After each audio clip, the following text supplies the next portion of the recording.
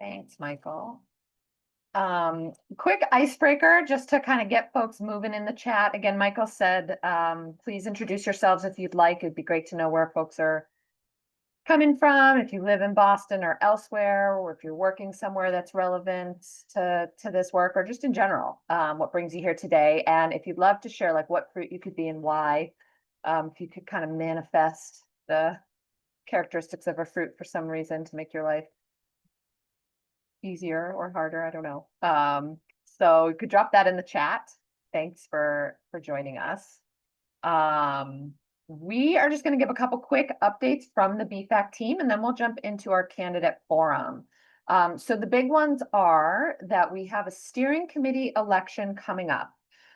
So you've heard from Michael and I, we've got others, maybe our steering committee members could raise their Zoom hands just to kind of, or yeah, however, just so folks can see who's in the room, who are our steering committee members. We're a volunteer steering committee. We, at this stage, are really helping to move the work of BFAC forward. And so we have elections every year in December, seeking new steering committee members. We have community seats, which are reserved for community members, bringing community perspective to the work.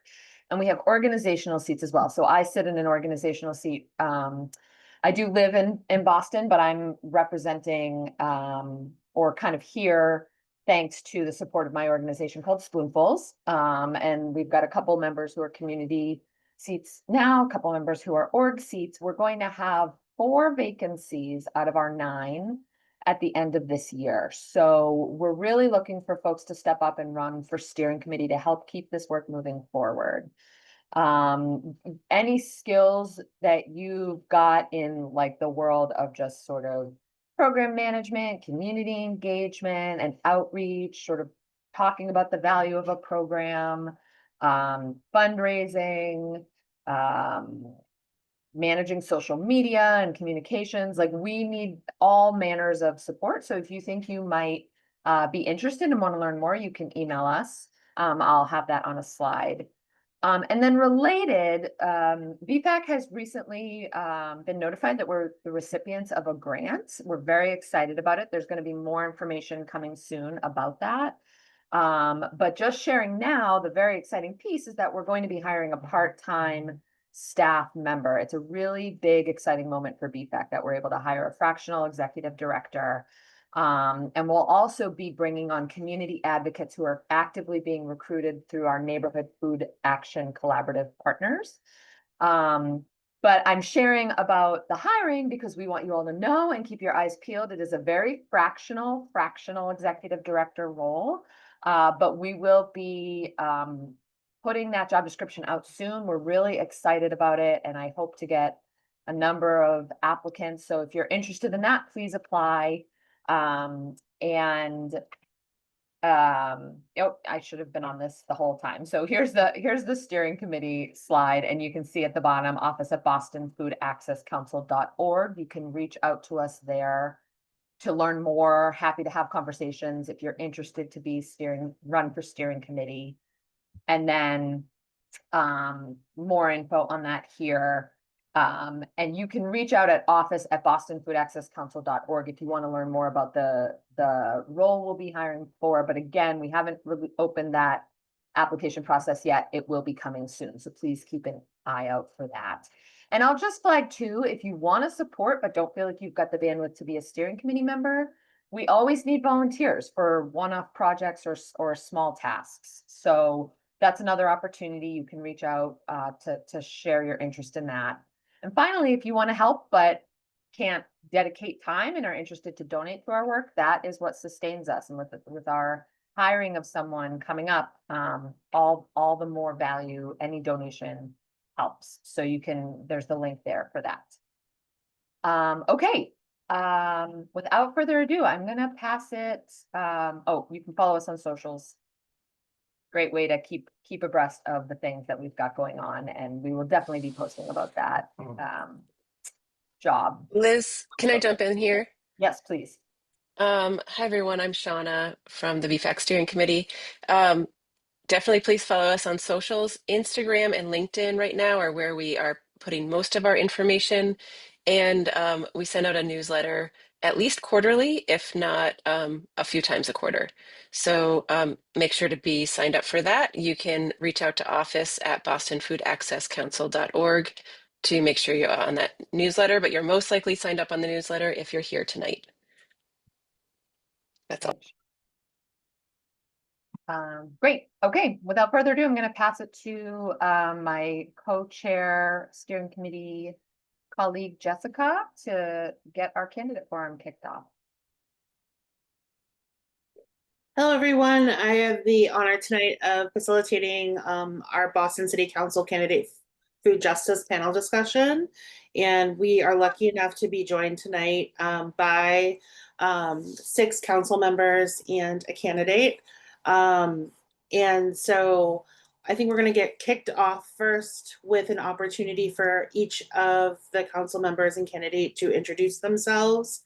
And just reviewing my notes, and what they're doing to support food access for Boston residents. So we're going to kick it off with, is Council Member Santana with us?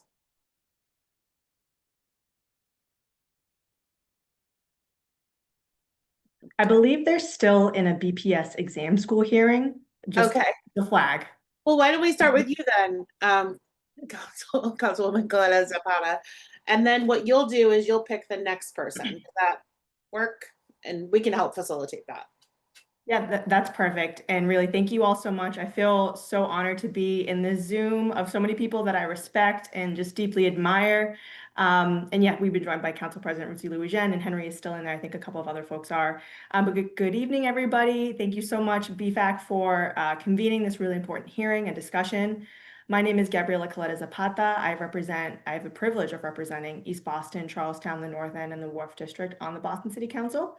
And I just want to shout out the organizations that are on. Michael from Eastie Farm, thank you. Zaida Adames from East Boston Mutual Aid. I hope to God I'm not missing anybody, but she's shouting out the Soup Kitchen and Harvest on the Vine, so many incredible organizations in my district. I'm running for a 3rd term because I believe in the power of government and what local government can do for people and the impact that it has on people's lives, and the fact that we should be delivering fundamental basic human rights. Stable, dignified housing is one of them, access to good public education, and food access is one of them, access to whole, nutritious food in close proximity. In East Boston, so many members of our community are going hungry, and the numbers are only getting worse. We live in what is essentially a food desert. And this reality has really shaped my work on the council. This is probably my number 2 issue on the council behind climate justice. And I see this as a way to integrate environmental sustainability into my work as chair of the Environmental Justice and Sustainability Committee. But I've held a hearing on bringing a food hub to East Boston. I've introduced an ordinance mandating food recovery so that edible food isn't wasted. And I visited neighborhood markets like the Dorchester Co-op, the market in Jamaica Plain. I've even had conversations with the Portland, Maine Co-op to figure out how to bring something like that to Boston. I've worked and partnered with the YMCA, the Office of Food Justice, all of you, to reallocate those ARPA dollars that were supposed to go to food waste to invest in this massive refrigerated food hub that we now have and that serves many, many organizations. On top of that, I've been able to allocate, I think it was $50,000 each for both the East Boston Food Kitchen and Harvest on the Vine. And for the latter, Tom over there now has 2 gigantic refrigerated containers on site that now allows for him to store food longer and feed more people. And so my perspective on this is simple. I think food is infrastructure, and I think that Boston has to address food insecurity with the same urgency as we do with other problems. Thank you so much for having me, and I look forward to the conversation. I'll pass it to Council President Ruthzee Leujeune. Hi, actually, can someone else go prior to me? I'm driving from the hearing and I want to be in a safe location before I start speaking. Of course. I know that, Flynn is with us. yes. Well, thank you. I'm honored to be here with you. I'm City Councilor Ed Flynn. I was the former City Council President last term. I represent South Boston, the South End, Chinatown, parts of the Back Bay, Beacon Hill. I represent all of Bay Village as well, the Fort Point area, South Boston waterfront. But I also represent the largest number of residents living in public housing of any district councilor, and access to housing and respect for our tenants has always been the main issue I've focused on.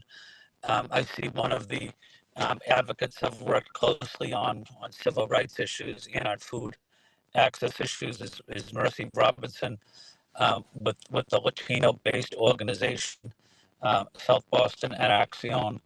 But as a district city councilor and as the former city council president, food access has been always a top priority.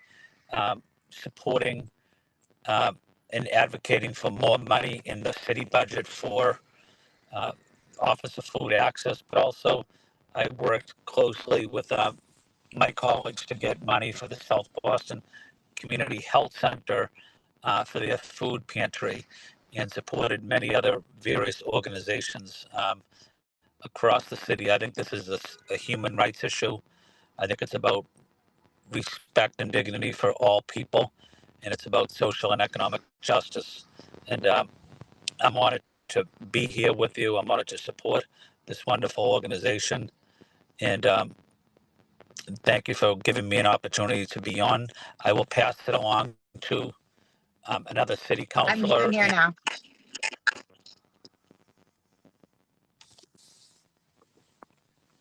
You're up. Thank you. I want to thank everyone. Sorry about my inability to hop. Can you hear me okay? You can? Okay. We were coming from a marathon hearing, and Councilor Santana is chairing it, so he asked me to bring his apologies. He'll be on soon. But good evening, everyone. I'm Ruthzee Leujeune, president of the Boston City Council and at-large city councilor. Very happy to be with you, seeking a third term and hoping I can earn your support and your vote. I come from this work from an immigrant family, cares deeply about making sure that we have a city where we're able to share in the prosperity that exists. We are an abundant city, and we always have to think about from the abundance mind frame, because it reminds you and it reframes that we don't have an issue with the amount of food and resources that are here. We have an issue with the allocation of resources and food that is here. Before I was on the Boston City Council, during COVID, I spent all of my weekends volunteering at the Guild, delivering food to folks who were shut in and couldn't have food.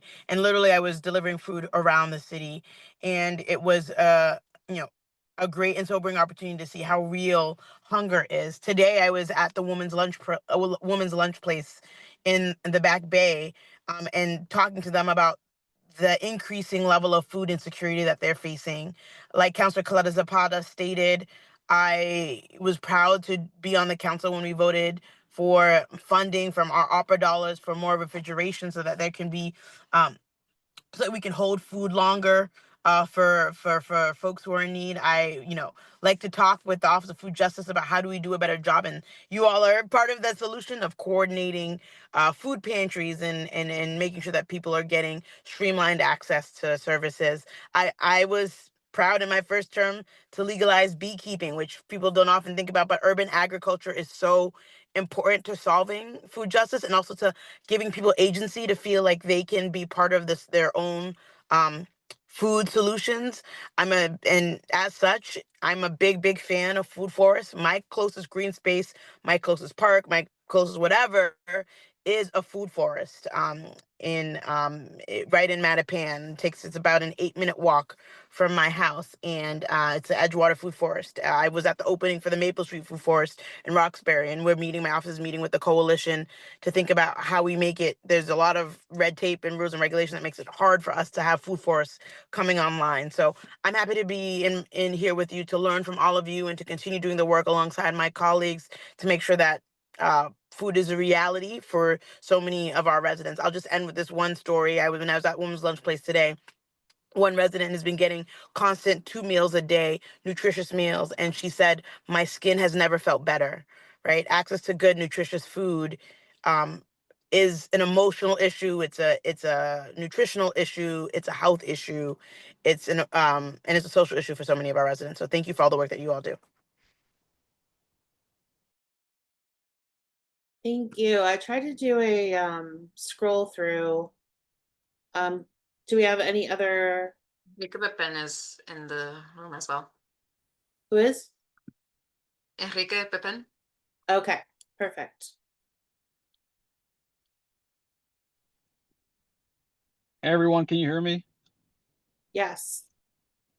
Good evening, everyone. My name is Enrique Pepen. First, I just want to apologize for being a little bit tardy. I was the lead sponsor of a BPS hearing that we just wrapped up at Boston City Hall, so wanted to make sure that I'm on this very important phone call or Zoom call, just because this topic is very important to my district. It's one that we are dealing with every single day.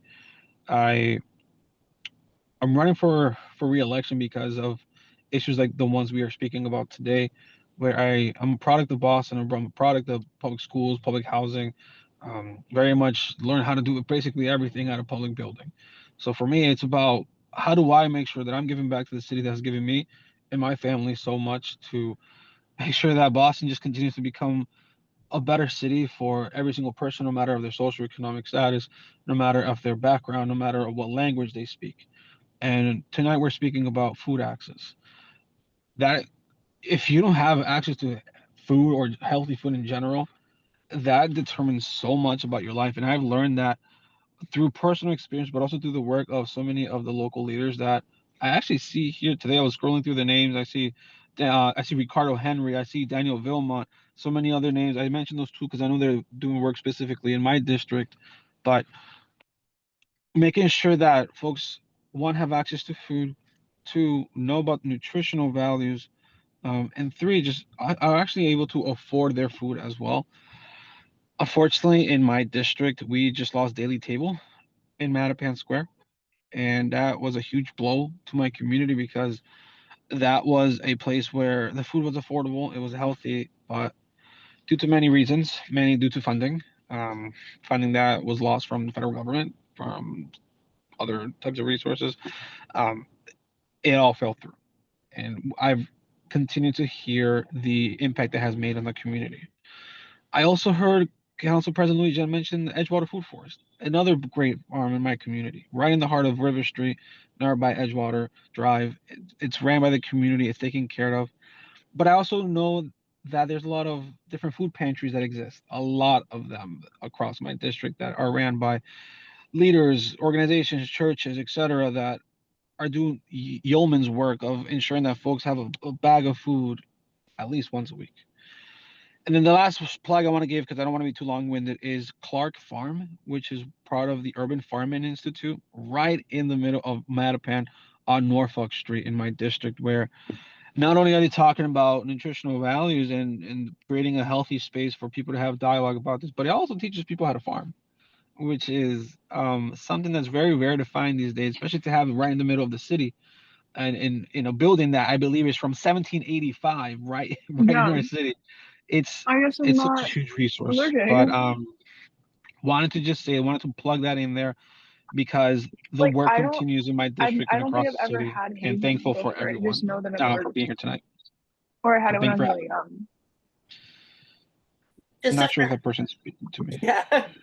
Just a friendly reminder to put yourself on mute if you haven't already. Thank you so much. Councilmember Santana, I hear you're on with us. Would you like to go ahead and introduce yourself? Yes, so thank you so much. Really appreciate the opportunity. And like Councilor Pepen, I was the chair of that hearing, so that's why I'm coming in late. And really appreciate you all putting this together. Henry Santana, Boston City Councilor at large, and running for re-election for a second term. I think really appreciate all the organizers, all the residents who do so much work for our to increase food access. And for those of you who don't know, I was born in the Dominican Republic, but came to Boston at a young age. I am a product. I grew up in Boston Housing Authority at Mission Hill. I'm a proud product of it. And because of that, I also got to see a lot of my neighbors, a lot of the people in my community, not have access to, food, and then also access to healthy food. And I think those are two different things, right? And I think in my term as Boston City Councilor, I think I've seen District 1 City Councilor Gabriela Coletta Zapata really lead on this issue on the council through budget amendments to our budget process. And I think my role is just being able to support those amendments, being able to go through. I know many of my colleagues have shouted out so many different organizations. As an at-large counselor, I won't name, but I think just places like our soup kitchens, our food pantries, nonprofits who are doing the work. We as the council, we need to make sure that we're investing in those programs and in those organizations, and continue to find those investments year after year. As someone who grew up poor, as someone who had who saw my family live paycheck to paycheck, and having to count how much money we were spending on a weekly basis. I understand the struggle of many of our families who have to go through that, who have to work multiple jobs just to have food on the table.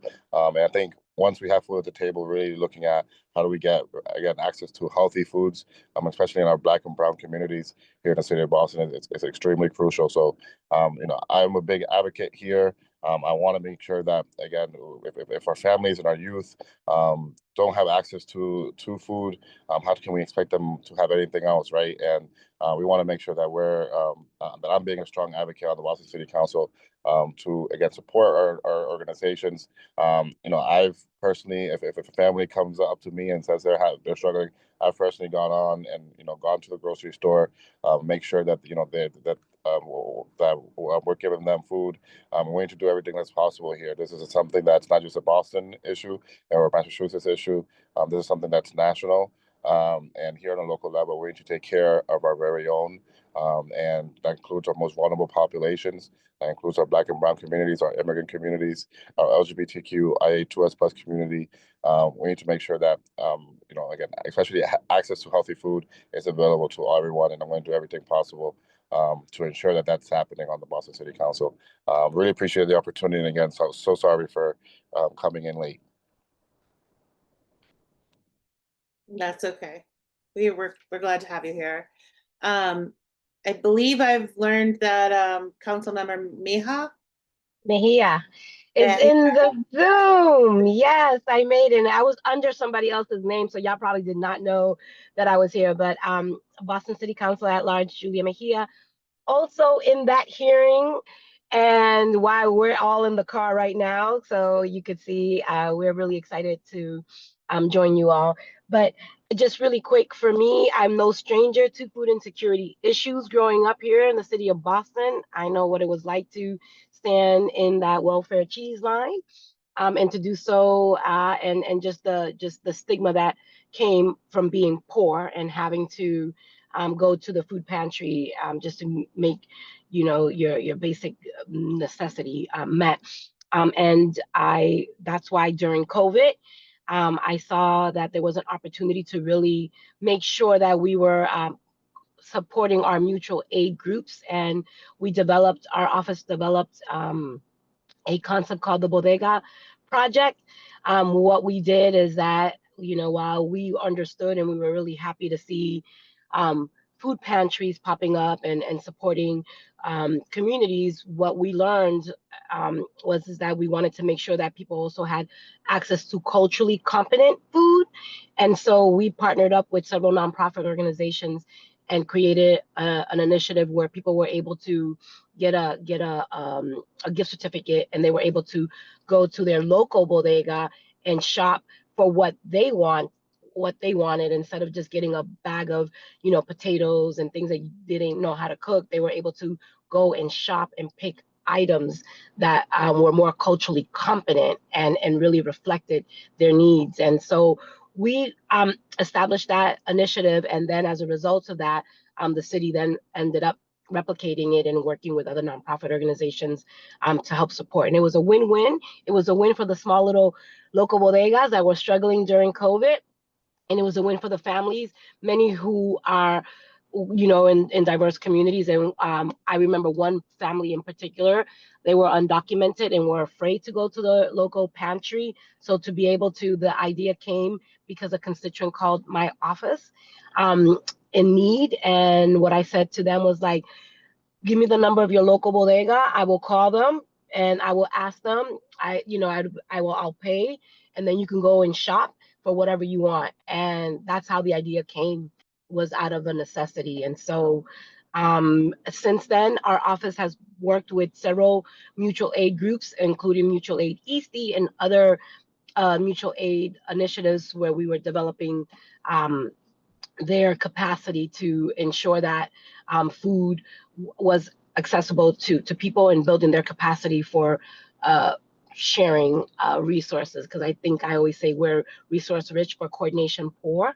and really building infrastructure for mutual aid groups to really start building upon their collective power.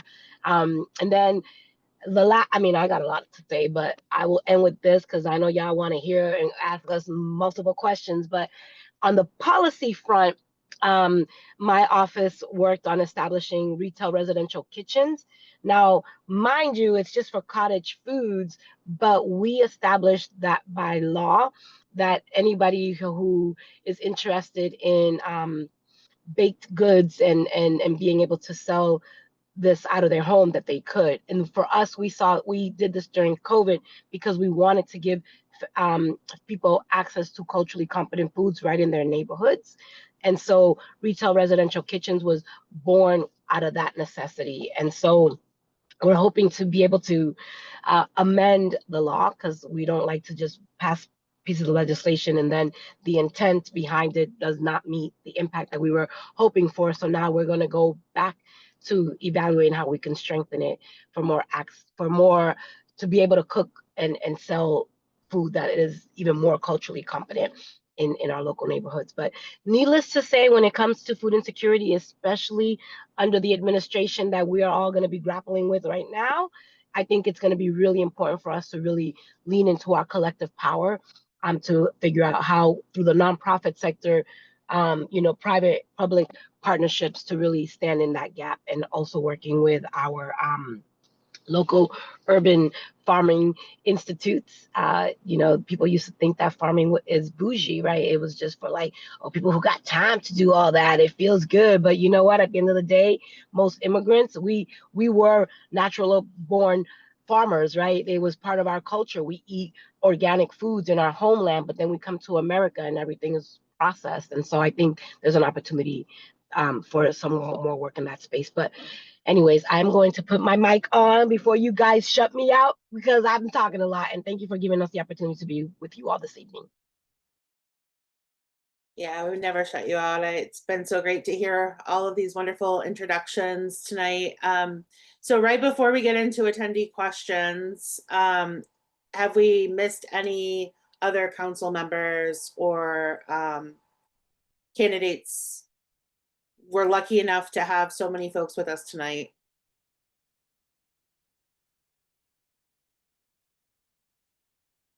Okay. So I'm not seeing any questions in the chat right now. We really did truly want this to be audience interactive. BFAC does have some questions that we prepared. So I'll start with those. I'll start with our question, and then hopefully maybe that will inspire other people that have questions for the council members or candidates. All right.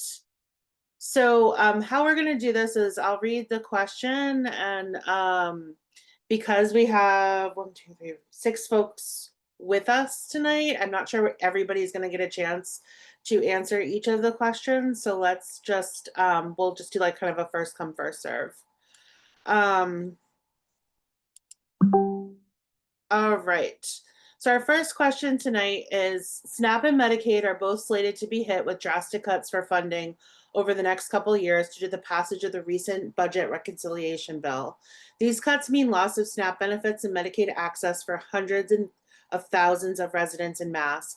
Adding on to this, the Mass Healthy Incentive Program, commonly called HIP, was hit by state level cuts last year.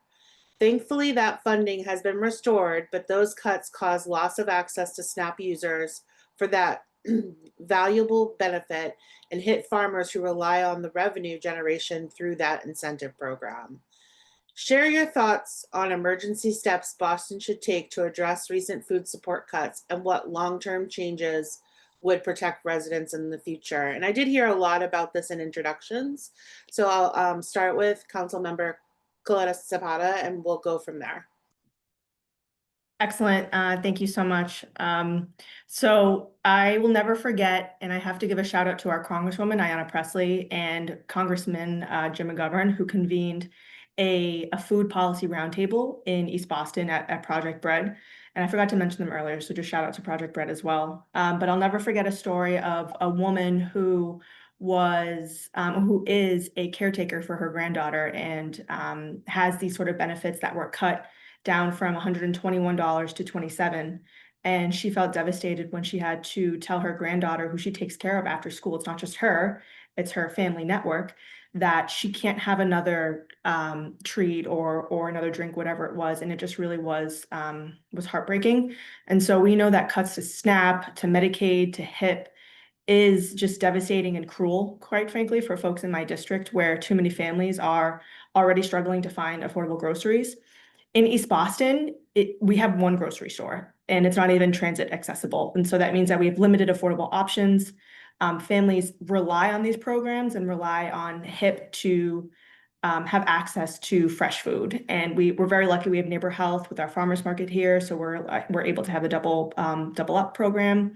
But when that gets cut, it's not just an inconvenience for folks, it really is a crisis. And so I think our emergency response should be strengthening the local safety net. That means expanding our partnerships with food pantries and mutual aid groups, scaling up distribution through the new Northampton hub site that we all worked so very hard to set up, and exploring some sort of bridge funding so that providers can keep families fed if federal benefits drop.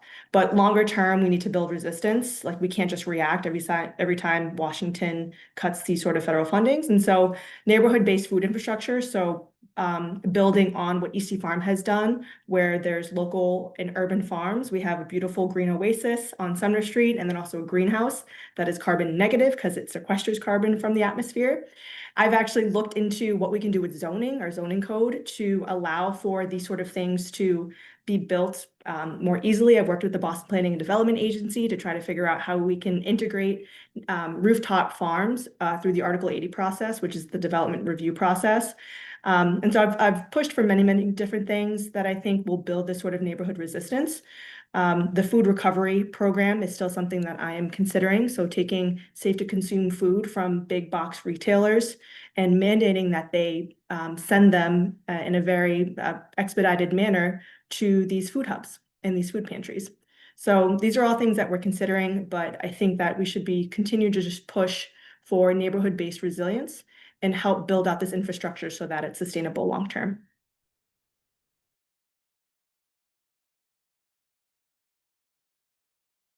I see that I'm on mute. I see a couple more hand raised. Council, I see Karen, your hands raised. Why don't we jump to Council Member Meija and then we'll go back to you. Thank you. And I just want to also acknowledge Councilor Coletta Zapata for her fierce advocacy in this space. You know, you have always stood up on the council during our budget season, fighting for more and making sure that, you know, we're always centering food justice in everything that we do. So I just wanted to just go on the record to just give you some love and some acknowledgement about your work in that space.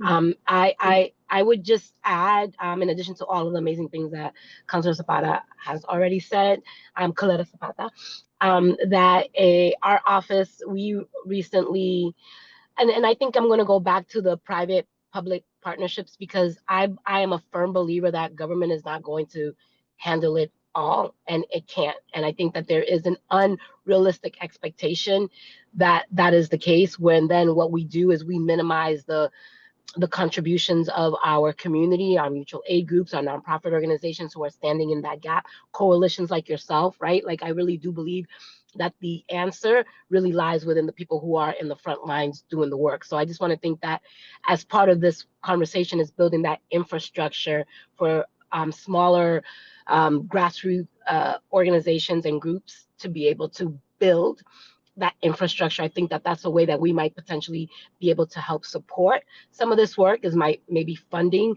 what a coalition leadership circle could look like, right? When we're bringing people from all across to really build what the strategy is going to look like. I believe that that has to be a part of our process. And then most recently, and going back to not every government is not going to fix everything, we partnered up with Codman Square Farmers Market because they identified that during the winter, the SNAP coupons were not available, and they were only available during the summer, and that there are a few winter farmers markets at play, and so we leveraged our personal network to be able to do some matchmaking with some organizations and some foundations that were interested in partnering to support the SNAP coupons during the summer. So they were able to get a small grant to be able to do that work. And I think that that is a role that I think government could play in a larger scale, is to really be working with our higher ed institutions, BU, Northeastern, all of these folks who are doing business in the city of Boston, but they're not paying their fair share of taxes.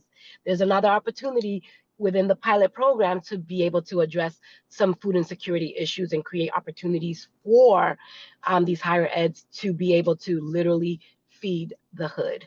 I think that there's an opportunity for us to explore that as an option as well. And they have cafeterias, right? Like they have cafeterias there, they have food, they have access. And I think that instead of throwing food away, we should be working with our higher ed institutions to figure out how we can get literally a piece of that pie. Perfect, thank you. Now I'm gonna jump to Karen. You have your Howell, you have your hand raised. Did you have a question or? Yeah, I had a question. Hi, everyone. I want to thank all the candidates for helping our city. You know, we are coming. I think someone may be muted. Pardon me? Oh, can you hear me? I can hear you. So we're coming into a time where we do need help with food and children to get the nutrition that they need, especially children, you know. And I want to speak on the program. I mean, she said people could cook their own ethnic food and what would they do? Would you have to check their house? Do they have to be certified? Or you'll just do it and sell it or give it away? I was kind of confused on that. And also going into the food pantries, they have that HIPAA program that you get money back on your stamps the month after. Do they still have that? I have never got nothing on mine yet, but I don't know, maybe they just didn't do it at the time. But those are the questions I have. Thank you. Okay. Do you mind if I answer the retail residential kitchens? Because I don't want to Yes.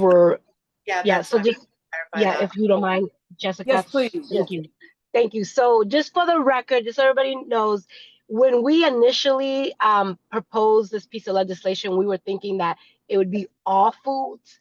But because there's some restrictions around, oops, sorry, I'm in my car. Because there are some restrictions around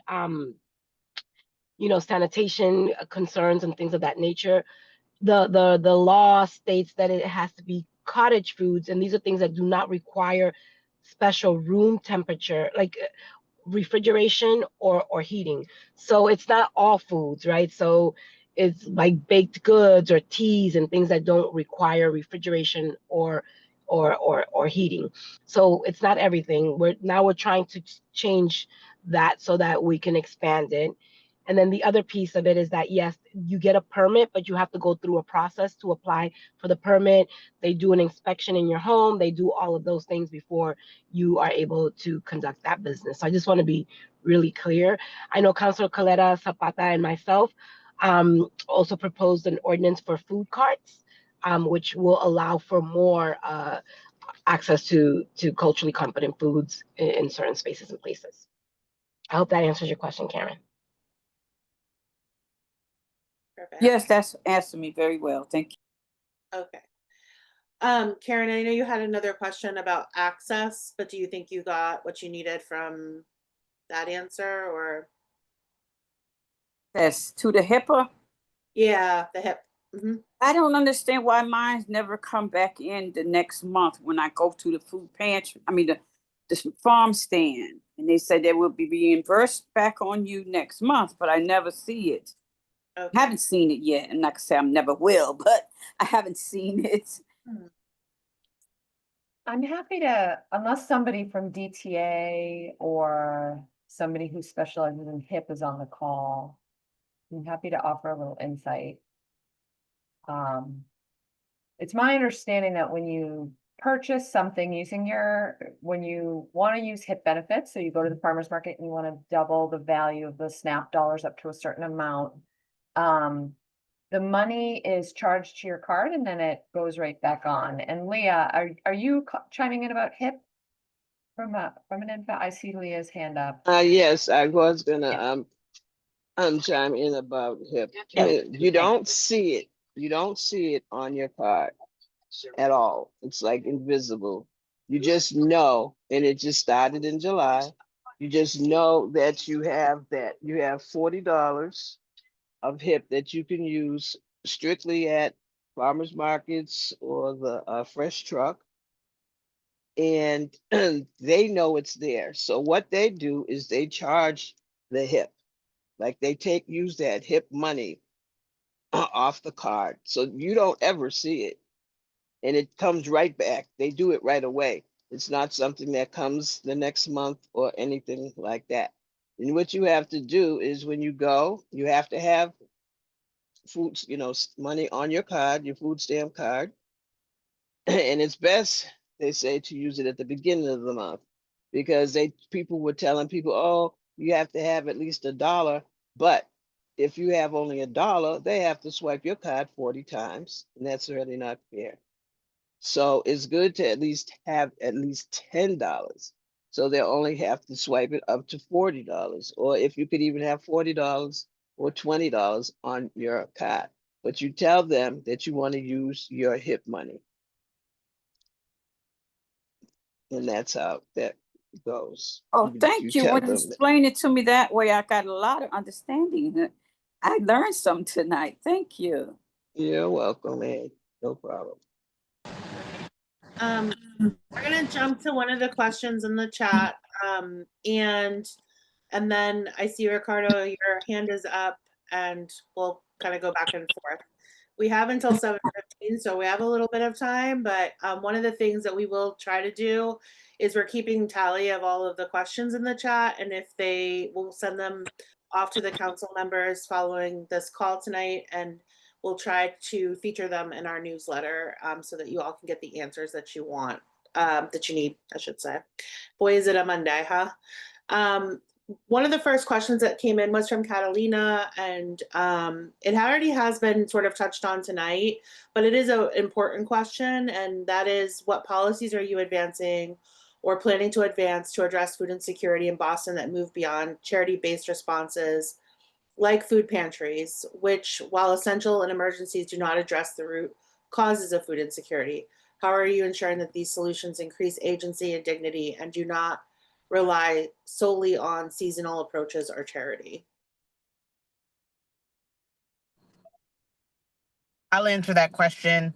Perfect. I don't know if you can see me. I can, yeah. Dark. Okay. I thank you for that question. I think that's such an important question because it's such a patchwork of ways to help solve the issue of food injustice. I think one of the things that we're doing, and this kind of goes back to the prior question, is in the time of cuts, um, we're gonna think about having a task force about how we make up for the gaps in federal funding. But the mayor of New York has proposed the idea, not the mayoral candidate in New York has proposed the idea of city-owned supermarkets, and I really like that idea.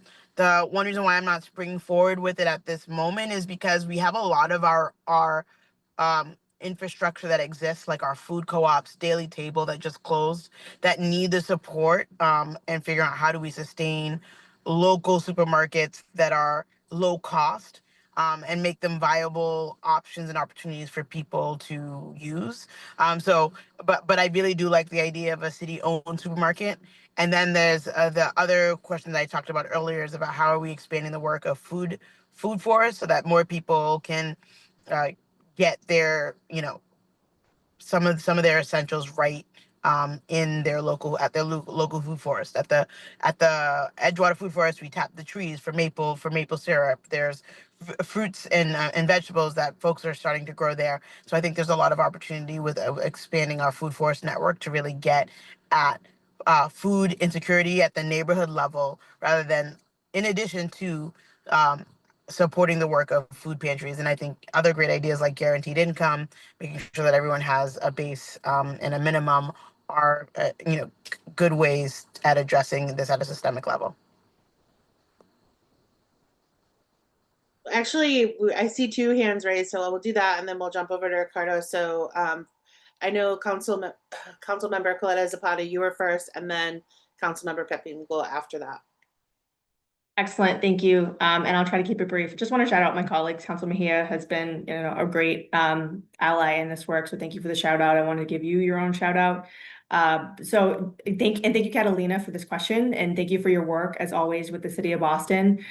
So I still have on the table, and this originally was proposed when Councilor Arroyo was still on the council, but as something establishing a citywide food recovery program. Now, a lot of folks on this call, especially, I won't name names, but they were like, look, we want to do this, but you got to make sure that there's certain infrastructure in place first, including refrigerated storage space. That was a huge barrier. And working in partnership with Eliza Wasserman of the Office of Food Justice, they were like, okay, certain things have to take place before we do something like this, but this is still on the table. It's something that I'm still really passionate about and want to get done.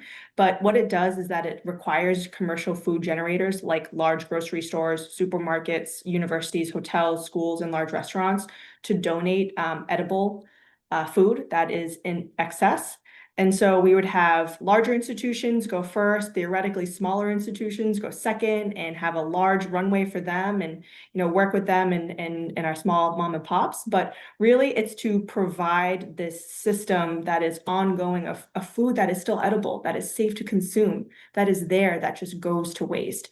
I met with these two amazing women from BLS recently who had saw that we had done this and was trying to figure out, where it's at. They're already doing this. They have over 400 volunteers that are going to the universities and distributing this food to various organizations, which I think is great. But in order to do this, we got to make sure that it's done right. So we've got to ensure food safety, ensuring that we have refrigerated storage trucks. Thank you to Love and Spoonfuls for everything you do. And of course, enforcement and accountability. So that's just one thing that we're trying to get done. I also talked about the zoning initiatives and trying to integrate and weave in, hopefully, urban farms on rooftops one day. So thank you.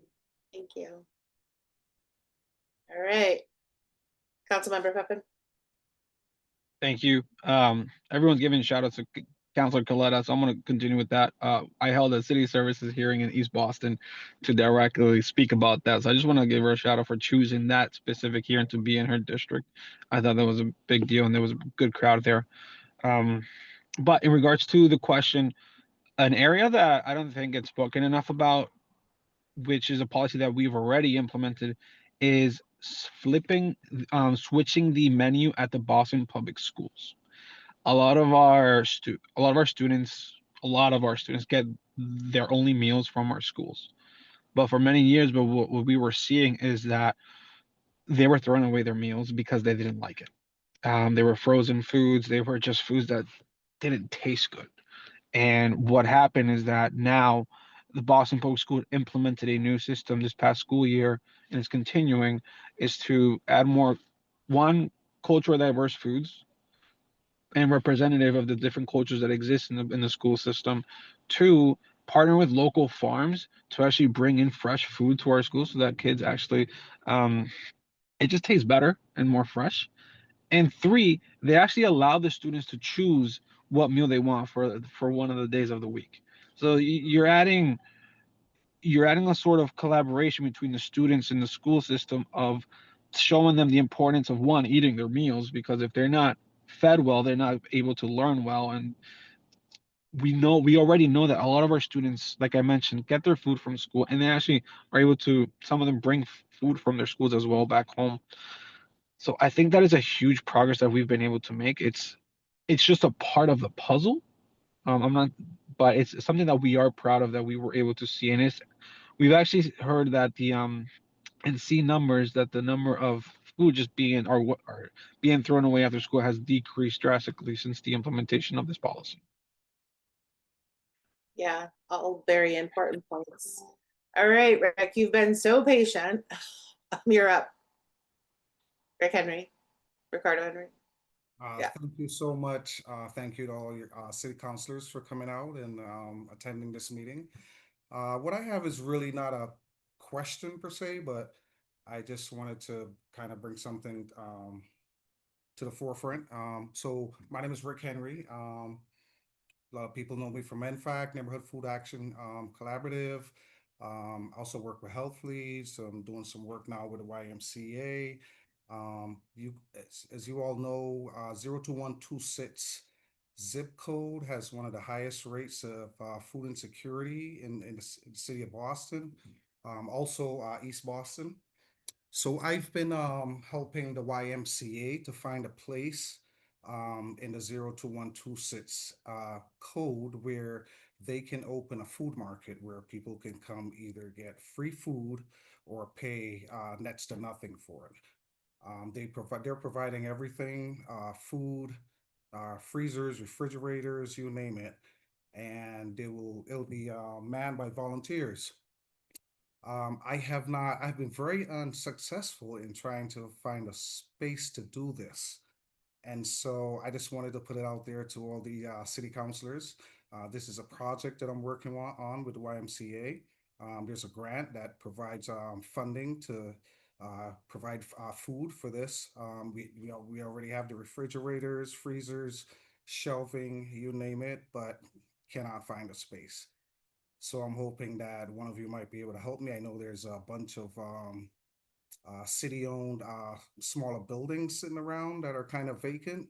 So if, also this is something that's going to be a pilot per se. If it works out, then they will try to open more of them in the area. So I'll put my my name and email in the chat, and if anybody can think of anything, just give me a shout. Again, thank you all for being here. I really appreciate you.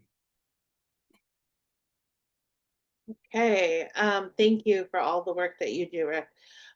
One of the questions that came up in the chat that from Tyla that I think is really important as we're having this conversation, and I've heard a lot of individuals touch on this tonight, is with people getting less SNAP benefits, what are your plans to close the gap of lack of food, right? We have all these innovative solutions, but like, what are some ideas we can do to close the gap?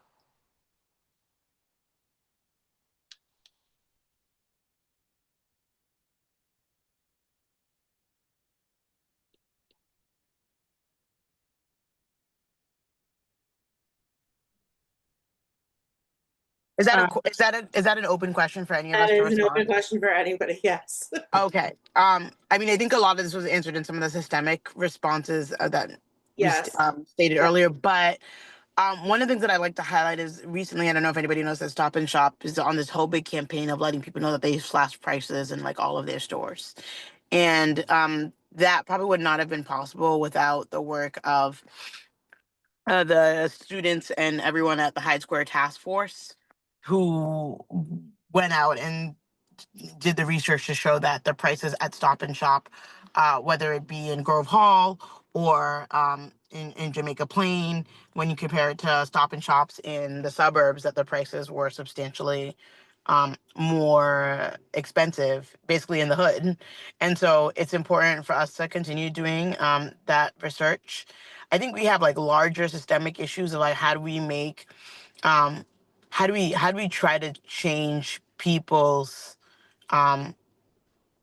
habits when it comes to where we're giving money to. And I was really involved with Daily Table and trying to make sure that it like stayed open as a resource, and as someone who's Haitian, where there's America's food basket across the street, where people have a habit of voting there, of buying their groceries there. We did everything. We did a lot. I'm not saying we did everything we could, but we brought in Haitian community leaders. I did commercials. We did everything that we could. So I think that there are there's probably also research that we need to do on how do we help people to change some of their their purchasing power by purchasing at our food co-ops and at nonprofit grocers. And then another systemic thing is you could also pay people more money. So my office has been doing more work on creating a municipal minimum wage in the city of Boston, so that we have a better floor, that we're an example for employers around the city of like, this is a minimum. You know, there's a minimum wage, which we also need to raise. But sometimes like the answers to our questions are like, how do we make sure that people have more money in their pockets to give them the agency to make the decisions that they want for their lives? Yeah, no, very powerful. And I think that is addressing not only the systemic issue, but the root cause is like not having enough money to meet your basic needs in the household. Councilmember Santana, I see your hand is up. Yes, thank you. I absolutely agree with everything the Council President Leujeune said. And another shout out to High Square Task Force and the youth out there. They're just doing amazing work on just educating and then advocating and being loud about it. So I just really, really love the work that they're doing out there. I think there's I think areas where we need to really attack on the root cause. And I think the Council President eloquently said it about getting people more money in their pockets, making sure that I think that they have access to affordable housing, and all these things that I think are just just so important to just being able to not just stay here in the city of Boston, but really thrive here in the city of Boston. To your question, Jessica, in terms of just like concrete things that we can be doing to close that gap, I think we're already doing it, and I think it's about expanding that. Like I mentioned when I introduced myself, the council amendment process during the budget process. The council has abilities to be able to amend the mayor's budget. And I think being able to prioritize, again, the organizations, the food pantries, the soup kitchens, the people in organizations who are already doing the work.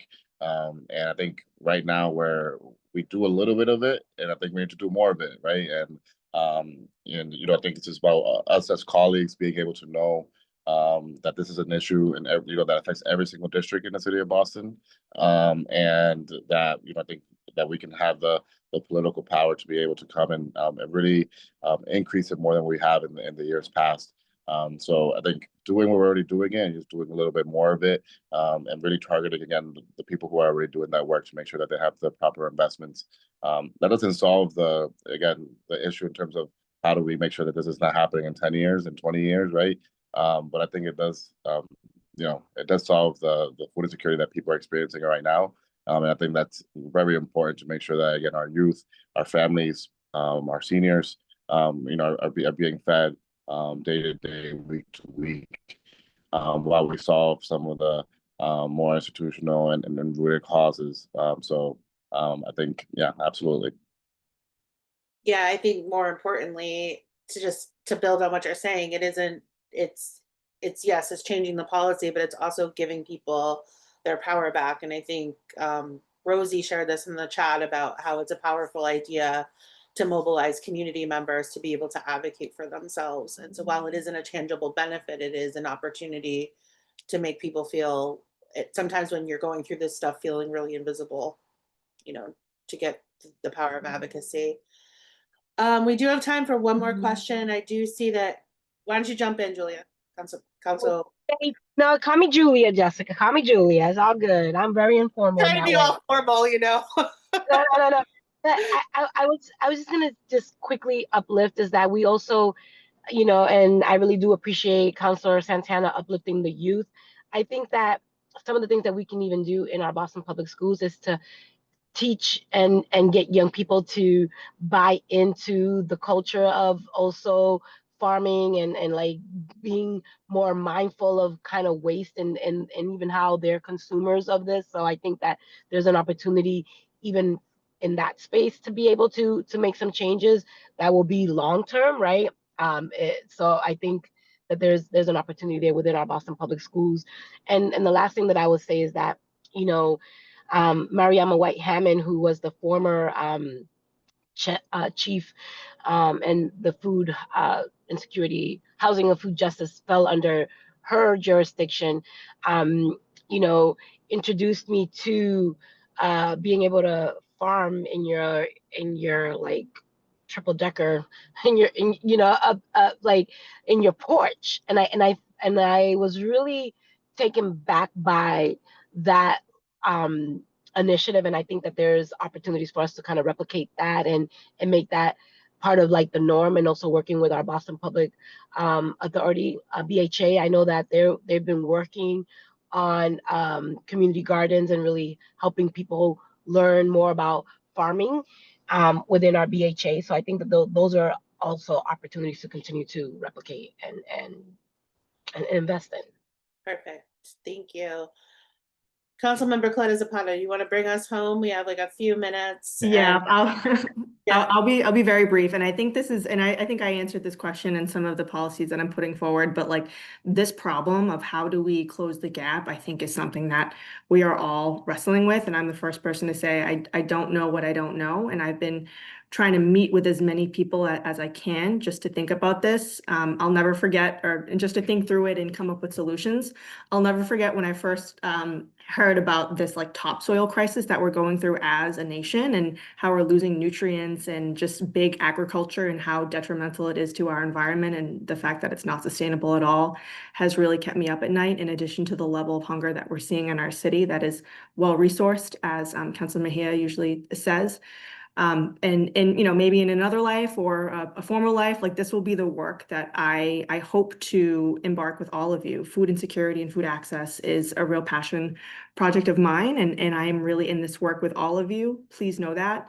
And I think all of this is to say, like, please inform us and educate us on what we could be doing better, because you all are the subject matter experts. And we're learning from you in real time. And so if you have any ideas, any comments, any suggestions, I think all of us on this call, I'll speak for myself, but maybe my council colleagues, we really enjoy being in community and really learning from folks to understand how to best advocate for all of you, but how to be effective as well. Okay.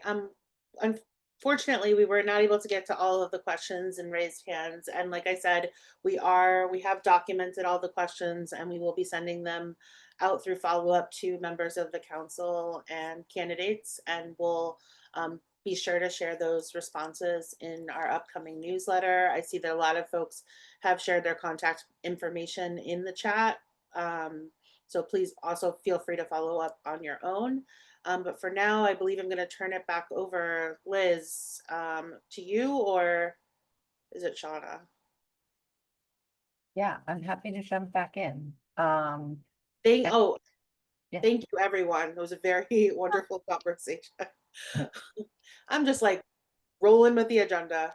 You're doing great. And I'd love to say thank you to all of the counselors. Like, you all came in apologizing for being late, but what dedication to like show up, and you're in your cars and you're in your places and you're doing your thing and making space for this. So really grateful to you all for being here. I think our dear steering committee member Musu might have gotten kicked out or something. We lost her. She was going to queue us up for community updates, but I will gladly take that on. So the next phase in our meeting now is just to open up the floor. If anyone has any relevant sort of food access or relevant updates to offer from your community, from your org that you'd like to share out here. Oh, there's Musu. Hey, Musu. Sorry, I see you now.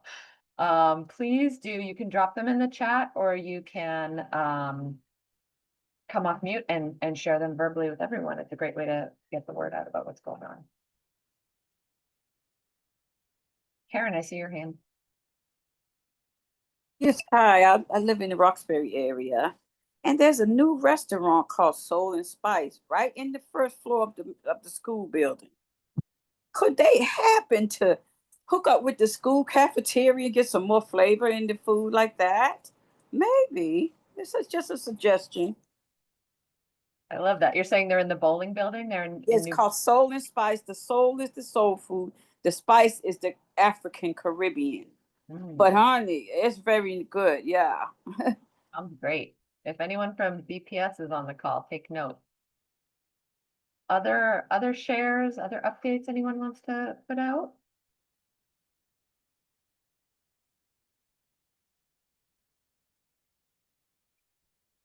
Let me show you.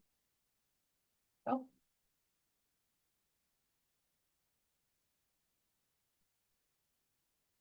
Well, I had another question. I'm sorry. Sure. What about how come they don't bring back the food, the surplus cheese line? Because what comes around goes around, and we seem to be in need of that free food, for to make families make the ends meet. It really did. It made ends meet when I was a child. Why they left that? Why did that leave? And how come they won't bring it back? That's a great question. Is anybody? Anybody?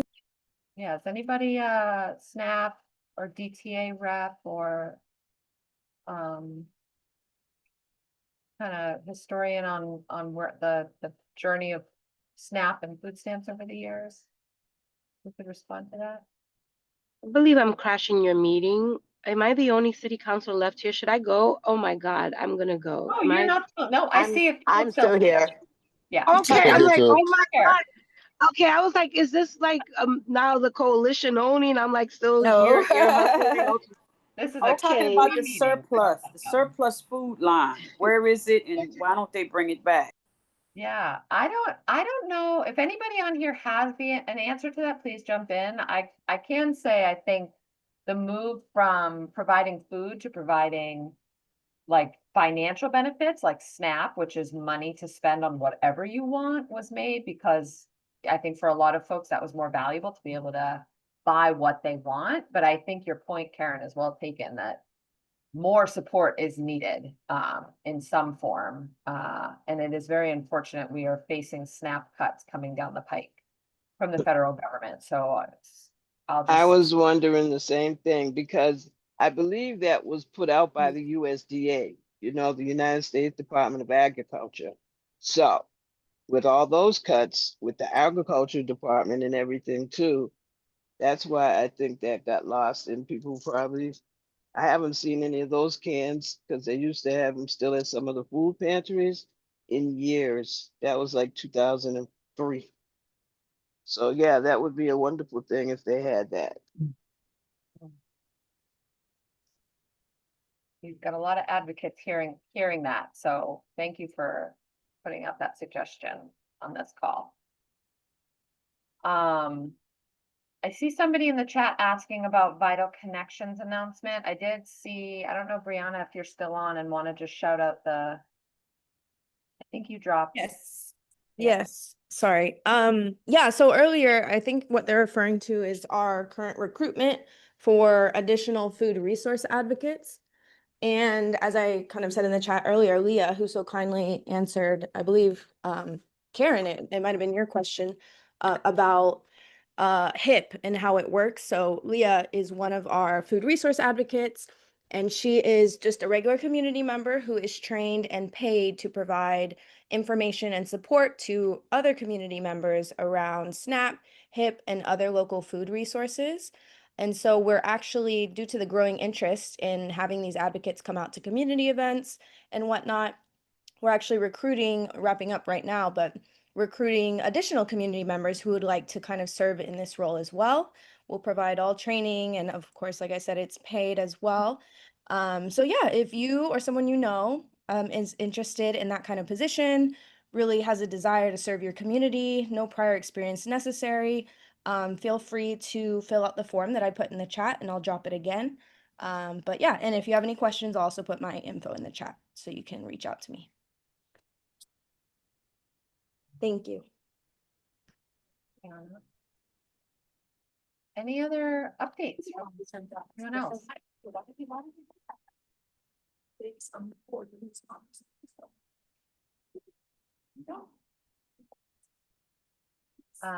I'll just give another shout out if you are interested in running for the Boston Food Access Council Steering Committee.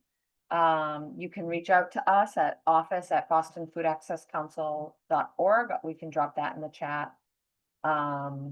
Those elections are in December, so if you're interested, now is the time to kind of connect and understand what that entails, which it is not a very heavy lift if you're interested to run.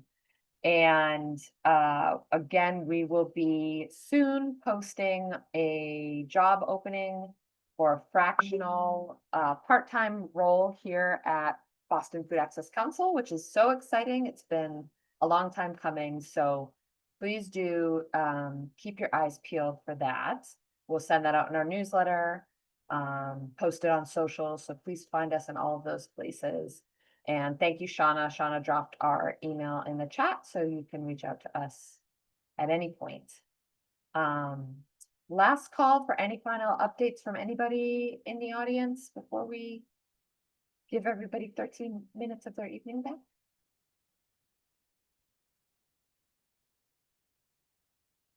Well, I'd like to, for all the city council members who are running again, thank you so much for your time, for sharing your thoughts with us tonight. And I guess I should share that, folks, if you are a Boston resident, don't forget to vote in November. I'm about to tell you a date and I want to make sure it's the right one. So anybody can jump in here. And tell November me. 4th. November 4th. Thank you. Oh, I should, yep. Okay. Tuesday, November 4th is voting day, and early voting is an option too. So please get out and vote if you're a Boston resident for city council candidates. And we heard from a number of them this evening. So we're very grateful to you all for joining us, and we'll send a follow-up email with the recording of this. So please feel free to share that around with others. And I hope everybody has a lovely Monday evening and a great rest of your week. Thanks, everyone. Thank you. The same to you all. Thank Hey, you. Ruthzee. Thanks, everyone. Thank you. I learned a lot tonight. Thank you, City Council. Great day. Have a great evening. You too. Good night, everyone. God bless. Good night. Blessings to all. All right.